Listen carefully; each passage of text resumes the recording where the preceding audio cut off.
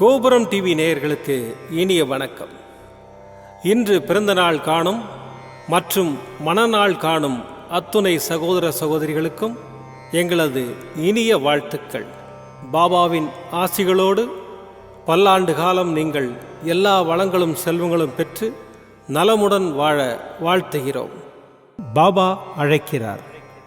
அவரின் பொன்மொழிகளை கேட்பதற்காக, நம் பிரச்சனைகளை தீர்த்து வைக்கும் அற்புதமான கூட்டு பிரார்த்தனை செய்வதற்காக, மேலும் மனம் ஒருநிலைப்படவும் மனம் அமைதி பெறவும் அற்புதமான தியானம் செய்யவும் பாபா அழைக்கிறார். பாபா நம் கரங்களை பிடித்து அழைத்துச் சென்று அற்புதம் நிகழ்த்தவிருக்கிறார். வாருங்கள், பாபாவின் பொன்மொழிகளை தரிசனம் செய்வோம். அன்பு குழந்தையே, ஒரு நாள் போவது ஒரு யுகமாக தெரிகிறது என்று புலம்புகிறாயே. நான் இதுவரை எத்தனை யுகங்களை பார்த்திருக்கின்றேன். எத்தனையோ பேர் வந்தார்கள், எத்தனையோ பேர் போனார்கள். அவர்களில் பலர் இப்படித்தான் உன்னைப் போல புலம்பித் தவித்தார்கள். சிலர் மடிந்து போனார்கள், சிலர் எதிர்த்து போராடினார்கள். எல்லாம் முடிந்து அவர்கள் வேறு ஜென்மம் எடுத்து கழித்தார்கள். இனி வருபவர்களுக்கும் இதுதான் நிலைமை. நீ தோல்விகளையும் கஷ்டங்களையும் கண்டு ஓடி ஒளியாதே. தைரியமாக எதிர்த்து நின்று போராடு. இந்த ஜென்மத்தின் கடமைகள் அனைத்தையும் இந்த ஜென்மத்திலேயே முடித்துவிடு. எதிர்வரும் கஷ்டங்களை ஏற்று போராட மனதை பக்குவப்படுத்து. முடியாத போதெல்லாம் சாய்ராம் சாய்ராம் என்று மனதிற்குள் உச்சரித்து கொண்டே இரு. என்னை கும்பிடுவதற்கு வழியை தேடி அலையாதே. நான் அந்தர்யாமியாக உன் உள்ளத்திலேயே குடியிருந்து வருபவன்தான். எனக்கு சடங்கு சம்பிரதாயங்களோடு தான் பூஜை செய்ய வேண்டும் என்று நினைக்காதே. எப்போதும் என்னை நினைத்து கொண்டிருந்தாலே போதும். அப்போது என் பலம் உனக்குள் ஊடுருவி உன் கஷ்டங்களை தவிடுபொடியாக்கிவிடும். உனக்கு எதிராக செயல்படுபவர்களையும் உனக்கு எதிராக துன்பம் விளைவிக்க நினைப்பவர்களையும் நிர்மூலமாக்கிவிடும். உனது விருப்பங்கள் நிறைவேற பிரார்த்தனை செய். வெறும் பிரார்த்தனையினால் உனது பிரச்சனைகள் முடிவுக்கு வரும். உன் அப்பா சாய் இருக்கிறேன், கவலைப்படாதே. ஓம் சாய்ராம். பாபாவின் அற்புதமான பொன்மொழிகளை தரிசனம் செய்தோம். அடுத்த நிகழ்வு கூட்டு பிரார்த்தனை. நம் மனநலன் சார்ந்த பிரச்சனைகளுக்காகவும் உடல் நலன் சார்ந்த பிரச்சனைகளுக்காகவும் மற்றும் நம் அனைத்து விதமான பிரச்சனைகளுக்காகவும் சாய்நாதரிடம் கூட்டு பிரார்த்தனை செய்வோம். வாருங்கள், இந்த அற்புதமான கூட்டு பிரார்த்தனையை செய்வோம். பிரார்த்தனாஷ்டகம். 8 பிரார்த்தனைகள். சாந்தமான மனம் கொண்ட சாயிநாதரே, அறிவின் சிகரமே, அன்புள்ளம் கொண்டவரே, கருணை கடலே, உண்மையின் இருப்பிடமே, மாயை என்னும் இருளை அகற்றுபவரே, ஜாதி மத பேதங்களுக்கு அப்பாற்பட்டவரே, எங்களின் புரிந்து கொள்ளும் திறமைக்கு அப்பாற்பட்டவரே, அன்பின் இருப்பிடமே, ஷீரடி வாழ் இறைவனே, என்னை காப்பாற்றும், என்னை காப்பாற்றும்.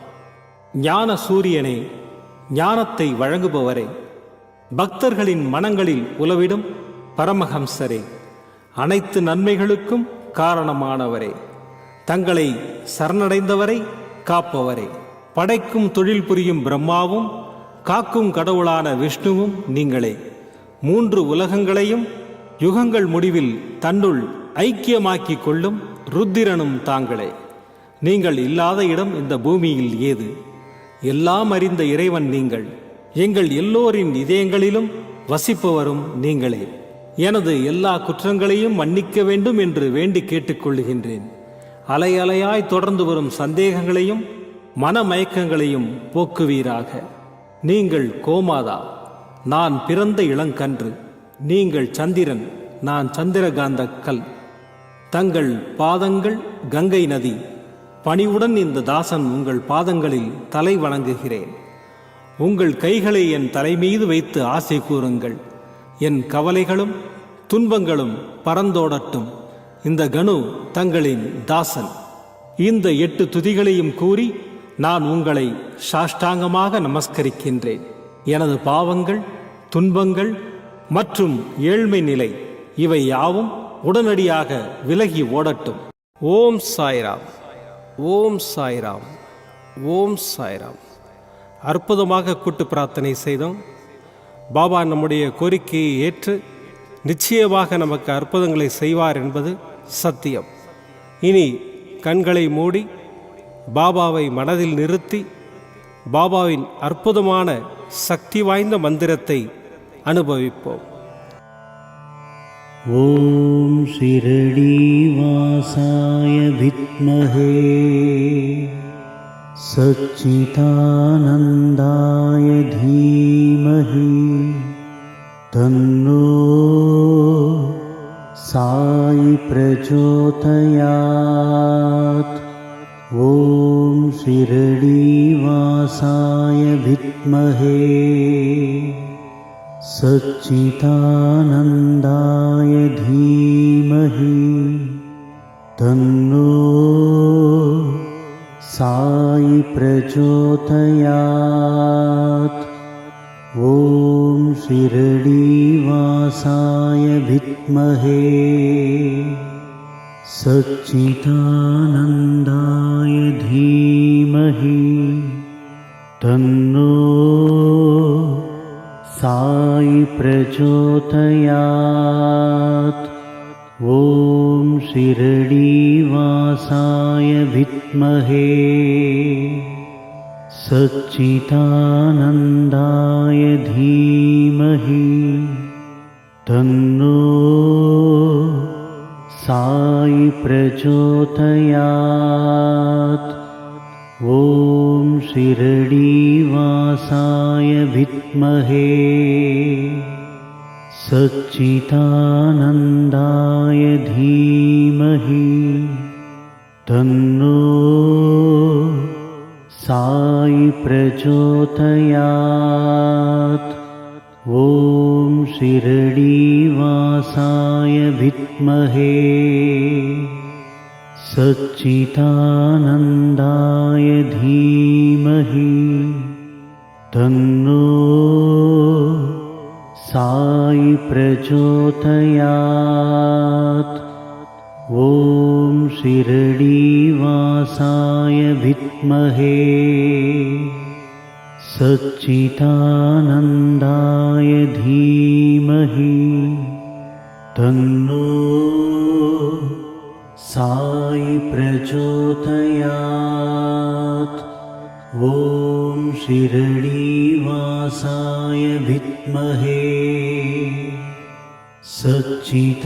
சச்சிதானந்தாய தீமஹி தன்னோ சாய் பிரச்சோதயாத். ஓம் ஷிரடி வாசாய வித்மஹே சச்சிதானந்தாய தீமஹி தன்னோ சாய் பிரச்சோதயாத்.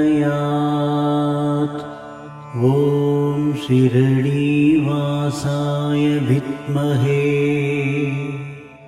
சச்சிதானந்தாய தீமஹி தன்னோ சாய் பிரச்சோதயாத். ஓம் ஷிரடி வாசாய வித்மஹே சச்சிதானந்தாய தீமஹி தன்னோ சாய் பிரச்சோதயாத். ஓம் ஷிரடி வாசாய வித்மஹே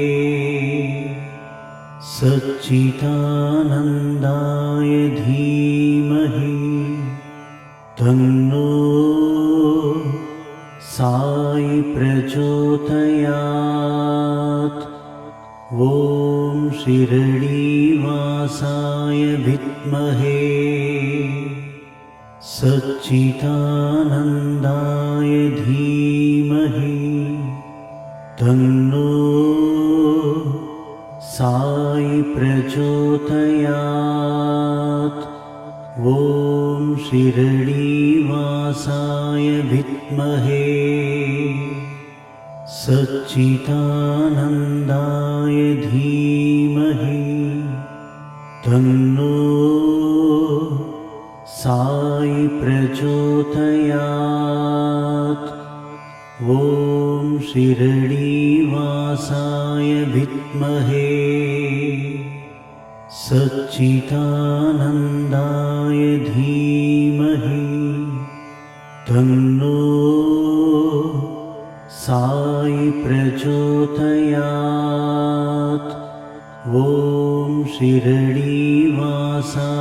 विद्महे सच्चिदानन्दाय धीमहि तन्नो साई प्रचोदयात्।